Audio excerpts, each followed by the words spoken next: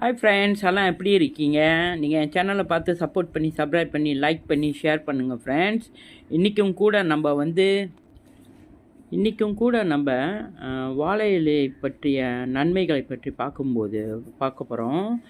வாழை இலையில் உணவு பரிமாறினால் உடலுக்கு நல்ல சக்தி கிடைக்கும். வாழை இலைக்கு ஆன்டி ஆக்சிடென்ட் தன்மை உள்ளது மற்றும் சுத்தம் மற்றும் ஆரோக்கியம். வாழை இலை இயற்கையான சுத்திகரிப்பான் போல செயல்படும். உணவை வாழை இலை மீது பரிமாறினால் பாக்டீரியா வளர்ச்சி குறையும்.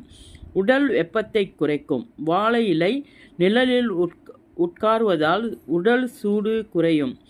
ஆரோக்கியமான தோல் நம்மளுக்கு கிடைக்கும்.